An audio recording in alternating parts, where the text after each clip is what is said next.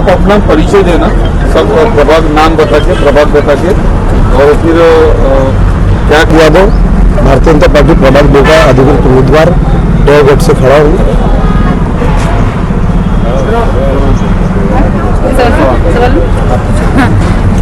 अभी आपके क्षेत्र में क्या क्या मतलब आपको चुनाव की राजनीति दिख रही है? अदर पक्ष भी है, आपके विपक्ष वाले भी हैं और आपका पक्ष भी है, तो लोगों में मतलब किस पार्टी का ज्यादा प्रभाव दिख रहा है? भारतीय जनता पार्टी को निश्चित तौर पर, क्योंकि हम जिस नियोजन से भारतीय जनता पार्टी प्रभाग 2 के अंदर इलेक्शन लड़ रही, कोई भी पार्टी नहीं, हमारा पूरा पैनल साथ में घूम रहा है। पूरा पैनल मीटिंग से लेकर सब जगह प्रचार हम पूरी ताकत से साथ में कर रहे हैं। इस तरीके से दूसरी पार्टियों में नजर नहीं आ रहा, उत्साह भी नहीं है।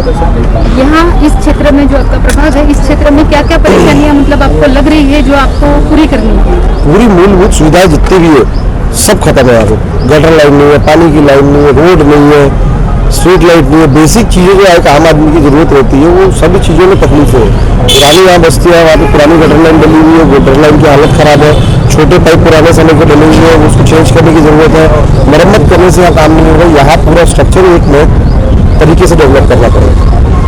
यहाँ के लोग अगर आपको सुन के देते हैं तो आपकी नज़र में ऐसा कौन सा मुद्दा है जो ज़्यादा जरूरी है, जिसको आप सबसे पहले प्रायोरिटी देंगे?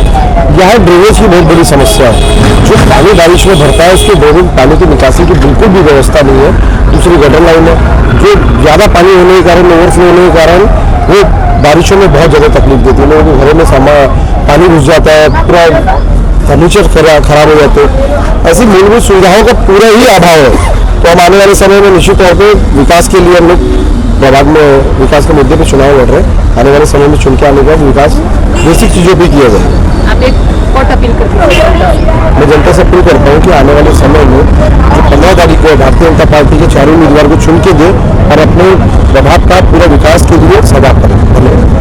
नमस्कार, जय भीम, जय शिवराय. मी अनिकेत ज्ञानेश्वर येरखेडे, प्रभाग क्रमांक 2 ब वर्गामधून ओबीसी पुरुषमधून मला उमेदवारी मिळालेली आहे. आणि प्रभाग क्रमांक 2 मधील ज्या बेसिक समस्या आहे, ज्याचे निराकरण, ज्या जनतेचे मूलभूत सुविधा आहे, त्यावरती आम्हाला येत्या काळात आम्हाला काम करायचं आहे. महत्त्वाच्या ज्या समस्या आहे, ज्या गटर लाईन असो किंवा पावसाळी लाईन असो, आणि या पिवळी नदीचे रुंदीकरण करण्याचे जे काम आहे ते आम्हाला करायचं आहे. आमचं जे पत्रक आहे, आम्ही त्या पत्रकमध्ये त्या सर्व गोष्टी टाकलेल्या आहे. आणि गार्डनची सुविधा असो, असे अनेक अभिन्यास आहे ज्यांना डिमांड आणि RL नाही निघालेले आहे. त्या अभिन्यासांमध्ये आमच्या महाराष्ट्र शासनाच्या वतीने आणि गडकरी साहेबांच्या वतीने आम्ही तिथे विकासाचा निधी आणून तिथे आम्हाला तिथे विकास करायचा आहे. तिथे काहीच अजून विकास झालेला नाही. आम्हाला तो निधी आणून तिथे काम करायचं आहे. उत्तर नागपूरमध्ये बेरोजगारीची समस्या मोठ्या प्रमाणात आहे, त्याबद्दल काही योजना आहेत? तोही आम्ही आमच्या वेळपत्रकमध्ये पत्रकमध्ये टाकलेला आहे की आमच्या प्रभागाला लागून, म्हणजे आमचं तर हे सौभाग्य समजतो आम्ही की आमच्या प्रभागाला लागून पिवळी नदी उपलवाडीला स्मॉल स्केल इंडस्ट्रियल एरिया आहे. त्या स्मॉल स्केल इंडस्ट्रियल एरियामध्ये आमची सरकार महाराष्ट्र आणि केंद्रामध्ये असल्याच्या कारण जर आम्ही उद्या नगरसेवक म्हणून निवडून येतो तर आम्ही आमच्या नेते मंडळी माननीय मुख्यमंत्री साहेबांना आम्ही विनंती करू शकतो की आमच्या जे उपलवाडीची जे स्मॉल स्केल इंडस्ट्री आहे तिथे एखादी त्यांनी अशी इंडस्ट्री द्यावी की ज्याच्यामधून आम्ही एक आमच्या प्रभागामध्ये 5 ते 10 हजार लोकांना त्याच्यातून रोजगार उपलब्ध होईल. असं एक आम्ही आमचं ते दिलेलंच आहे, आम्ही ते करणार आहोत.